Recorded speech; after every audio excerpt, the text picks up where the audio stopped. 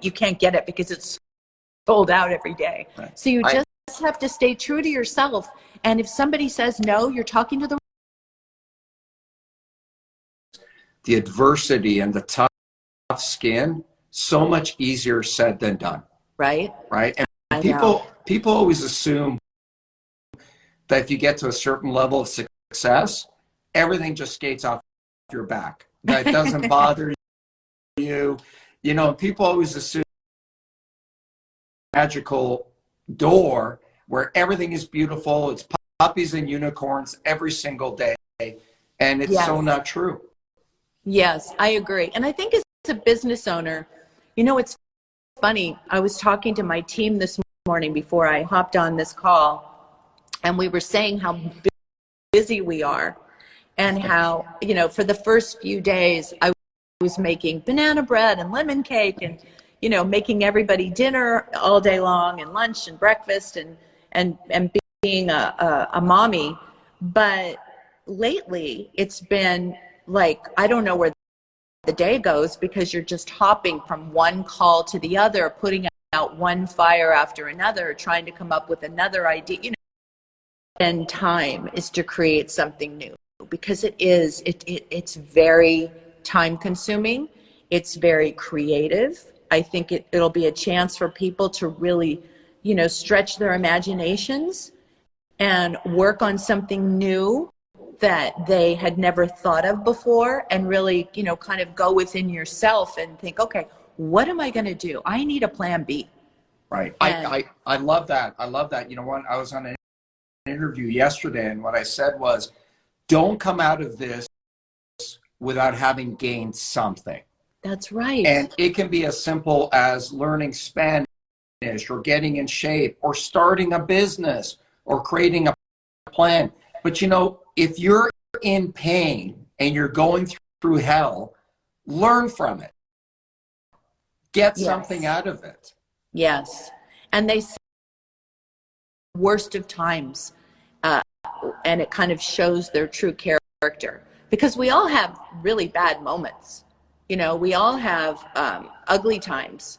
But I think I think it's important also. Here's what I think. I was saying this to my mother yesterday. I really think it's important for us to lift each other up. You know, like I want to, like, I'll watch, for example, Good Morning America, and I watch that whole team, and they come to work and they try to dress in something colorful. Is why I have this bright shirt on. Me too. Somebody said to me, stop wearing dark colors. It's depressing. You need a purple sweatshirt. I do. So you need one of your elves, the Tipsy elves. Yes. To put on your Tipsy elves. Hello, great marketing tool. Come on, Robert. But yeah, so I think for us to check in on one another's mental health is super important, because everybody's going to go up and down and have a bad day. Last week, I had a whole day where I thought I was going to cry any second for absolutely no reason. I was just so worried about everybody. And I think that we have to check on each other, even though we keep checking on your loved ones and take care of each other and really, you know, worry about that side of it too, because not everybody has it together. So Kris, I appreciate your time. I'm not going to keep you much longer. I just want to ask you one final question. Yes. Just personally curious to see what you say. I ask everybody this. You've achieved so much. You've met so many successful people. If you had to summarize it, would you say there are 2 or 3 characters you? Like their characteristics as a person? Yeah. Like, what do you think are the 2 or 3 things you need to have in order to be successful in business? Well, I think a tremendous amount of energy would help, because, you know, and being thoughtful. But I think that people that I've met that are super successful are usually people that have an incredible work ethic.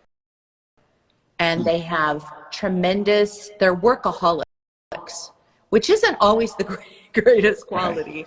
But, you know, I'm not going to lie. I mean, I I catch myself working way too many hours in normal times, obviously, but working way too many hours and being totally obsessed with what I'm doing, really super successful. You have to throw yourself into it.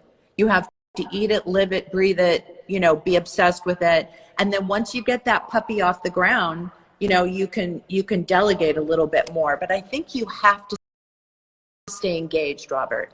I don't think, you know, I'll give you one example.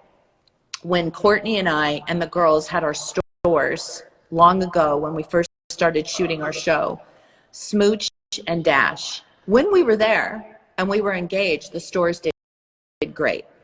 The minute we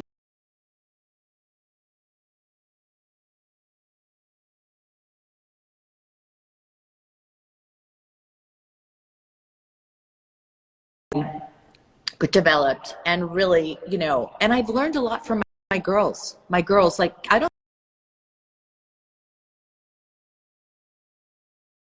or not, she must sleep while she's still working or something, but I think it's just that dedication and that belief and passion in what you really. You're not the most passionate person that I'm talking about in your business, then why would I deal with you? And even when you have nothing, because I'm in a very technical field, but I'm not an engineer. So people were amazed that I could sell technology that I really didn't understand at the time. But when we asked our customers why they bought from us, they said, because you're so passionate about it and you're fun to deal with. And I think especially in these really hard times, you've got to be passionate, you've got to be engaged, and you've got to be positive. I think if you can be joyful and try to add something to somebody's life and make somebody smile every day. Oh, and can I add one more thing about like these entrepreneurs starting a new business? Yes, I think it's very helpful if when you're starting something online, if you can take a percentage, even a tiny percentage, and give back to a really great cause, whatever that might be for you, people will really gravitate towards that.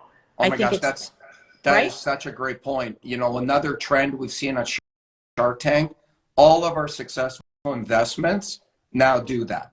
SandCloud, Tipsy Elves, they all take a percentage of the profit and give it for a greater cause. And I think that is great advice because people want to be connected with your cause. Right. And some people don't know how to give back or can't give back as much as they'd like. But if that's really helpful if they're giving back something, because then you feel like you're giving back. Right. And your money's going to a great cause anyway. Thank you for your time. Your joy and your message is so inspiring. I have so much respect for what you've built. And I know you've helped so many people with some of this great advice. Talk to you soon. Thank you, Robert. Same back to you. Lots of love. Lots of love. Thank you.